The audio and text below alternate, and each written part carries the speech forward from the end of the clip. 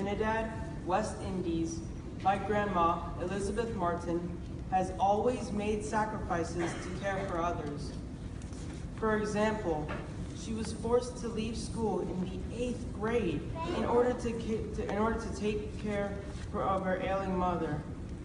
At home, Grandma learned how to cook and clean, skills that helped her not only when she married at age 19, but also later when she made a new life for herself and her own family in the United States. Grandma's faith in God is strong. It gave her the strength and courage to leave her husband and 2 young sons to come to America with her other 3 children in 1981. That must have been so hard. The rest of the family later joined her, but she still spent many hours a day as a housekeeper and babysitter, meaning that she was often away from her beloved family. Grandma even worked overnights as a live-in nanny. Looking back, Grandma says that it was hard for her to leave her own children in order to take care of someone else's children, but the sacrifice was worth it so that her family could have a better life. Because of her hard work, her children went to college and are working as professionals today.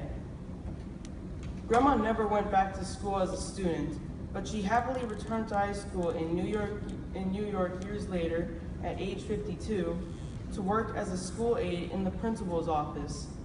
She retired in 2008 and now spends a lot of time with her 4 grandchildren, including me. Grandma tells funny stories about living back home, sings silly songs from her childhood, and cooks incredible dishes from scratch like pilau, roti, and curry chicken. Just the thought of these dishes makes my mouth water. Whenever I think of her, I smile. Grandma shows her love on her face and in her laugh. She laughs a lot, even about things that you might not find funny. I guess that after enduring so much in life and now being surrounded by her loving family, Grandma is able to find humor in most things. I am so grateful for this example. Knowing what she went through to build her life in New York City, my grandma strongly influences me to be courageous and determined. I'm thankful, for if Grandma didn't find her way here, I wouldn't be here.